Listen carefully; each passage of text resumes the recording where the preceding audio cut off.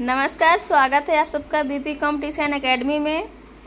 आज हम देखेंगे कुछ इम्पोर्टेंट एमसीक्यू क्वेश्चन के बारे में। तो चलिए चलते हैं अपने पहले क्वेश्चन की ओर। हमारा पहला क्वेश्चन है, निम्न में सुदामा गुफा से कौन संबंधित है। क्वेश्चन क्या है, निम्न में सुदामा गुफा से कौन संबंधित है। ऑप्शन ए है अशोक, बी बिंबिसार, सी बिंदुसार और डी क्या है कनिष्क। इसका राइट आंसर होगा ऑप्शन ए अशोक। सुदामा की गुफाएं बिहार में गया और जहानाबाद जिले की सीमा पर हैं। कहाँ हैं? गया और जहानाबाद जिले की सीमा पर है। इनका निर्माण अशोक ने करवाया था। अपना अगला क्वेश्चन देखते हैं। अलीवाल की लड़ाई किनके बीच में लड़ी गई थी। क्वेश्चन क्या है, अलीवाल की लड़ाई किनके बीच में लड़ी गई थी। ऑप्शन है अंग्रेज़ों और मराठाओं के बीच में, बी है अंग्रेज़ों और अवध के नवाब के बीच, सी अंग्रेज़ों और सिखों के बीच, तो ऑप्शन डी है अंग्रेज़ों और टीपू सुल्तान के बीच। चलिए हम इसका सही जवाब देख लेते हैं। इसका सही जवाब होगा ऑप्शन सी अंग्रेज़ों और सिखों के बीच। अलीवाल की लड़ाई 28 जनवरी 1846 को अंग्रेज़ों और सिखों के बीच में लड़ी गई थी। किसके? अंग्रेज़ों और सिखों के बीच में। इस लड़ाई में अंग्रेज़ों का नेतृत्व हैरी स्मिथ ने किया, जबकि सिखों का नेतृत्व रणजोत सिंह मजीठिया ने किया था। किसने? रणजोत सिंह मजीठिया ने किया था। चलते हैं अपना अगला क्वेश्चन देखते हैं। अगला क्वेश्चन है, महात्मा गांधी की सहयोगी व शिष्य मीराबेन का वास्तविक नाम क्या था। किसका? मीराबेन का वास्तविक नाम क्या था। ऑप्शन ए है Oliver Schreiner, B Millie Graham Polak, C Madeline Slade और डी है मार्गरेट कजिन्स। इसका सही जवाब होगा option C Madeline Slade. Madeline Slade को महात्मा गांधी ने मीराबेन का नाम दिया था। किसका? मीराबेन का नाम दिया था। वे ब्रिटिश महिला थीं। वे महात्मा गांधी की शिष्य बनी। 1982 में भारत सरकार ने उन्हें पद्म विभूषण सम्मान से सम्मानित किया था। कब किया था? 1982 में। हम अपना अगला क्वेश्चन देखते हैं। स्वराज मेरा जन्म सिद्ध अधिकार है और मैं इसे लेकर रहूँगा। यह बयान बाल गंगाधर तिलक ने कहाँ दिया था। ऑप्शन ए है पुणे जेल में, बी यवर्दा जेल, सी न्यायालय में और डी क्या है मांडले जेल। इसका सही जवाब होगा ऑप्शन सी। कहाँ दिए थे? न्यायालय में दिए थे। बाल गंगाधर तिलक गरम दल के नेता थे। उन्होंने न्यायालय में न्यायाधीश के सामने कहा था, स्वराज मेरा जन्म सिद्ध अधिकार है और मैं इसे लेकर रहूँगा। इसके बाद उन्हें 7 वर्षों के लिए मांडले जेल पहुँचाया गया था। कहाँ? मांडले जेल 7 वर्षों के लिए। अगला क्वेश्चन देखते हैं हम। निम्नलिखित में से किस विधेयक के द्वारा ब्रिटिश ईस्ट इंडिया कंपनी की व्यापारिक गतिविधियां समाप्त कर दी गई थी। क्या है? निम्नलिखित में से किस विधेयक के द्वारा ब्रिटिश ईस्ट इंडिया कंपनी की व्यापारिक गतिविधियां समाप्त कर दी गई थी। ऑप्शन है A Pitt's India Act 1784, B charter अधिनियम 1833, सी चार्टर अधिनियम 1813 और डी है भारत सरकार अधिनियम 1858। इसका सही जवाब होगा ऑप्शन बी चार्टर अधिनियम 1833। चार्टर अधिनियम 1833 के द्वारा भारतीय कानूनों को पूर्तीकृत करने का प्रयास किया गया था। इसके द्वारा बंगाल के गवर्नर जनरल को भारत का गवर्नर जनरल बनाया गया था। इस अधिनियम के द्वारा ईस्ट इंडिया कंपनी ने अपना व्यापार शुरू किया था। अगला क्वेश्चन देखते हैं हम। निम्नलिखित में से किस बंगाली लेखक ने हिंदी को भारत की राष्ट्रभाषा बनाने का सुझाव दिया था। क्वेश्चन क्या है, किस बंगाली लेखक ने हिंदी को भारत की राष्ट्रभाषा बनाने का सुझाव दिया था। ऑप्शन है ए भूदेव मुखर्जी, बी दीनबंधु मित्रा, सी मधुसूदन दत्ता और डी क्या है काली प्रसन्ना सिन्हा। इसका सही जवाब होगा ऑप्शन सी, नहीं क्या होगा ऑप्शन ए भूदेव मुखर्जी। भूदेव मुखर्जी प्रसिद्ध शिक्षाविद और लेखक थे। कौन थे? प्रसिद्ध शिक्षाविद और लेखक थे। बिहार के विश्वविद्यालय में नागरी लिपि शुरू करने में उनका योगदान महत्वपूर्ण था। नागरी लिपि कहाँ शुरू हुई थी? बिहार के विश्वविद्यालय में। हिंदी और नागरी लिपि का प्रसार करने के लिए उन्होंने 1893 में नागरी प्रचारणी सभा की स्थापना की थी। चलते हैं अगला क्वेश्चन देखते हैं। कर्नाटक के अतिरिक्त किस राज्य में सोने का उत्पादन होता है? क्वेश्चन क्या है? कर्नाटक के अतिरिक्त किस राज्य में सोने का उत्पादन होता है? ऑप्शन है ए ओडिशा, बी झारखंड, सी राजस्थान और डी क्या है आंध्र प्रदेश है। इसका सही जवाब होगा ऑप्शन बी झारखंड। भारत में सोने के प्रमुख खदानें कर्नाटका में कोलार, कहाँ है? कर्नाटका में कोलार व हट्टी है, जबकि आंध्र प्रदेश में रामगिरी में स्थित है। अगला क्वेश्चन देखते हैं हम। रब्बी किस धर्म से संबंधित पद है? क्वेश्चन क्या है? रब्बी किस धर्म से संबंधित पद है? ऑप्शन है ए ईरानी, बी ईसाई, सी इस्लाम और डी क्या है यहूदी। इसका सही जवाब होगा ऑप्शन डी यहूदी। रब्बी यहूदी धर्म में धार्मिक नेता या विद्वानों को कहते थे। किसको? धार्मिक नेता या विद्वानों को रब्बी कहते थे। यह हिब्रू भाषा का शब्द है। रब्बी जो है वो हिब्रू भाषा का शब्द है। अगला क्वेश्चन देखते हैं हम। क्षेत्रफल और जनसंख्या के आधार पर भारत के सबसे छोटे राज्य कौन से हैं? क्या क्वेश्चन है? क्षेत्रफल और जनसंख्या के आधार पर भारत के सबसे छोटे राज्य कौन से हैं? ऑप्शन ए है गोवा और सिक्किम, ऑप्शन बी है अरुणाचल प्रदेश और सिक्किम, ऑप्शन सी है गोवा और मिजोरम और ऑप्शन डी क्या है गोवा और अरुणाचल प्रदेश। इसका सही जवाब होगा ऑप्शन नंबर ए गोवा और सिक्किम। गोवा का कुल क्षेत्रफल 3702 वर्ग किलोमीटर है। सिक्किम की कुल लंबाई कितनी है? 6,10,577। अगला क्वेश्चन देखते हैं हम। भारत में पंचायती राज दिवस कब मनाया जाता है? क्वेश्चन क्या है? भारत में पंचायती राज दिवस कब मनाया जाता है? ऑप्शन है ए 28 जनवरी, बी 11 फरवरी, सी 22 मार्च और डी क्या है 24 अप्रैल। इसका सही जवाब होगा ऑप्शन डी 24 अप्रैल। भारत में पंचायती राज दिवस 24 अप्रैल को मनाया जाता है क्योंकि इसी दिन 24 अप्रैल 1993 को 73वां संविधान संशोधन पारित हुआ था। कब हुआ था? 24 अप्रैल 1993 को। अगला क्वेश्चन देखते हैं हम। भारतीय राजनीति में परम संप्रभुता किससे संबंधित है? भारतीय राजनीति में परम संप्रभुता किससे संबंधित है? ऑप्शन है ए संसद, बी मंत्रिपरिषद, सी उच्च न्यायिक प्रणाली और डी क्या है भारत के लोग। इसका सही जवाब होगा ऑप्शन डी भारत के लोग। परम संप्रभुता जो है वो भारत के लोगों से प्रभावित है। अगला क्वेश्चन देखते हैं। निम्नलिखित में से कौन सा कथन सत्य है?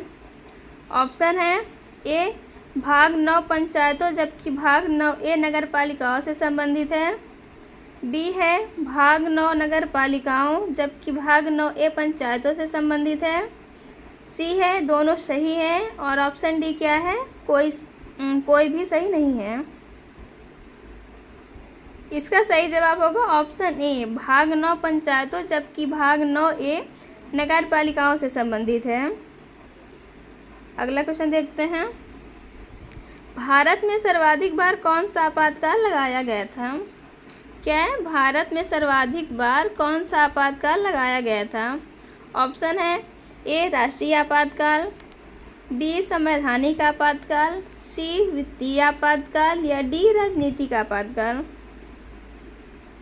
इसका सही जवाब होगा ऑप्शन बी संवैधानिक आपातकाल।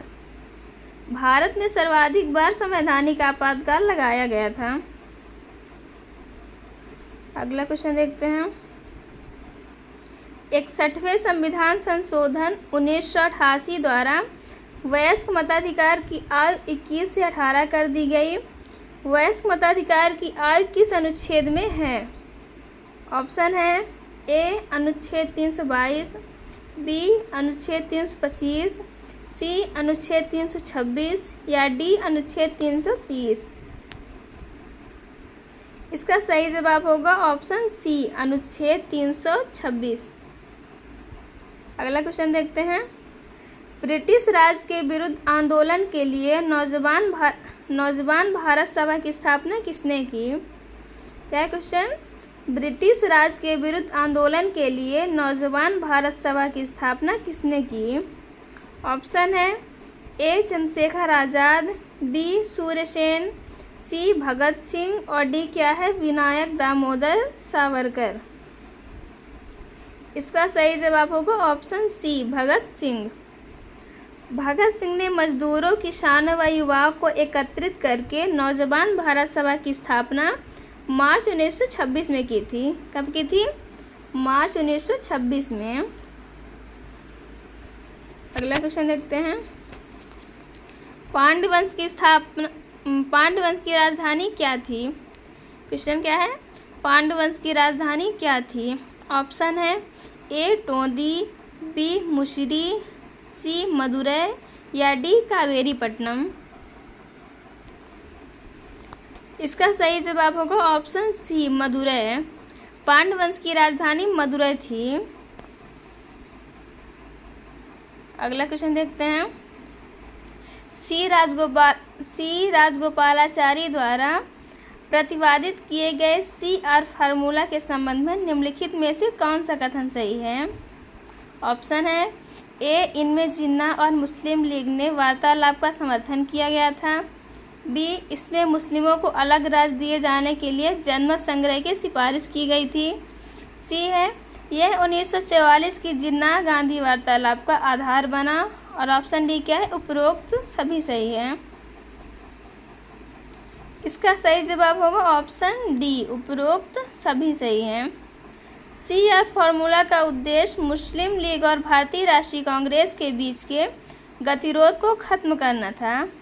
इस सूत्र का केंद्र बिंदु मुस्लिम बहुल क्षेत्रों में जनमत संग्रह करवाने किए गए कांग्रेस के समक्ष प्रस्तुत किया गया था।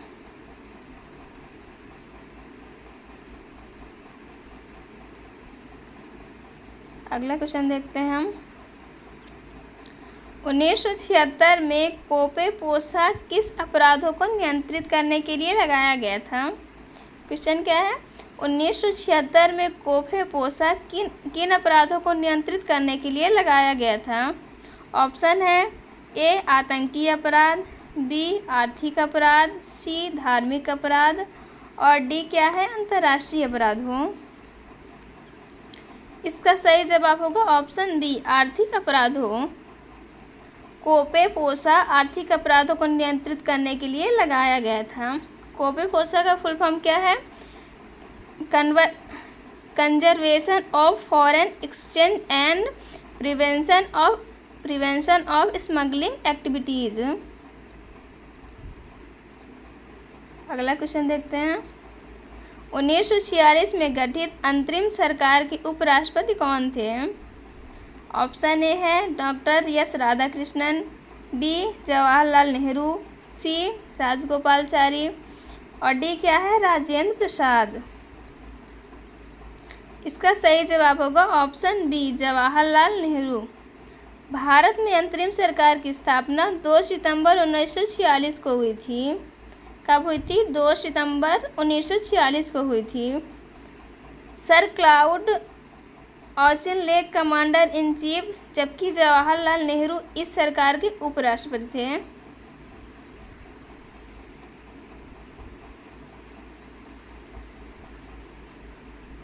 अगला क्वेश्चन देखते हैं हम। गदर जर्नल सबसे पहले किस भाषा में प्रकाशित हुई? क्वेश्चन क्या है? गदर जर्नल सबसे पहले किस भाषा में प्रकाशित हुई? ऑप्शन है ए उर्दू, बी अंग्रेजी, सी पंजाबी या डी पश्तो। इसका सही जवाब होगा ऑप्शन ए उर्दू। 1913 में गदर पत्रिका का प्रकाशन उर्दू भाषा में हुआ था। किस भाषा में? उर्दू भाषा में हुआ था। उसके पश्चात इसे अंग्रेजी, पंजाबी और पश्तो में भी प्रकाशित किया गया था। किन किन में? अंग्रेजी, पंजाबी और पश्तो भाषा में प्रकाशित किया गया था। अगला क्वेश्चन देखते हैं। शुद्ध चीनी में कौन सा तत्व उपस्थित नहीं है? क्वेश्चन क्या है? शुद्ध चीनी में कौन सा तत्व उपस्थित नहीं है? ऑप्शन ए है carbon, B hydrogen, C nitrogen या डी ऑक्सीजन। इसका सही जवाब होगा ऑप्शन सी नाइट्रोजन। शुद्ध चीनी में कार्बन, हाइड्रोजन और ऑक्सीजन होते हैं और इसका सूत्र क्या है? C12H22O11 होता है। अगला क्वेश्चन देखते हैं। किस सातवाहन राजा ने सर्वप्रथम राजा के नाम के सिक्के जारी किए? ऑप्शन ए है सातकर्णी प्रथम, बी गौतमीपुत्र सातकर्णी, सी यज्ञश्री सातकर्णी और डी क्या है? हॉल। इसका सही जवाब होगा ऑप्शन ए सातकर्णी प्रथम। सातवाहन वंश आंध्र प्रदेश में राज करने वाला प्राचीन ब्राह्मण वंश था। कहाँ? आंध्र प्रदेश में। इनका राज्य वर्तमान कर्नाटक से मध्य प्रदेश, गुजरात तक फैला हुआ था। सातकर्णी प्रथम ने सबसे पहले अपने नाम के सिक्के जारी किए थे। किस राजा ने? सातकर्णी प्रथम ने। अगला क्वेश्चन देखते हैं। नागालैंड की मुख्य भाषा कौन सी है? क्वेश्चन क्या है? नागालैंड की मुख्य भाषा कौन सी है? ऑप्शन ए नागा, बी खासी, सी अंग्रेजी और डी क्या है? मिजो। इसका सही जवाब होगा ऑप्शन सी अंग्रेजी। अंग्रेजी नागालैंड की आधिकारिक भाषा है। नागालैंड में कोन्याक, चोंग, लोथा, फोम, सेमा, अंगामी व रेंगमा इत्यादि भाषाएं बोली जाती हैं। अगला क्वेश्चन देखते हैं। जलोढ़ मृदा के बारे में निम्नलिखित में से कौन सा कथन असत्य है? ऑप्शन है ए जलोढ़ मृदा भारत में एक बड़े भूभाग पर पाई जाती है, बी है यह मृदा काफ़ी उपजाऊ होती है, सी है इसमें नाइट्रोजन की कमी होती है, यह फास्फोरिक होती है और डी है इसमें क्ले की मात्रा काफ़ी अधिक होती है और यह नम को ज़्यादा समय तक रख सकती है। इसका सही जवाब होगा ऑप्शन डी, इसमें क्ले की मात्रा काफ़ी अधिक होती है और यह नम को ज़्यादा समय तक रख सकती है। अलूवियल मृदा नदियों द्वारा कल ढलानों वाले मैदानों में निक्षेपित की जाती है। भारत में गंगा के विशाल मैदान में इस प्रकार की मृदा पाई जाती है।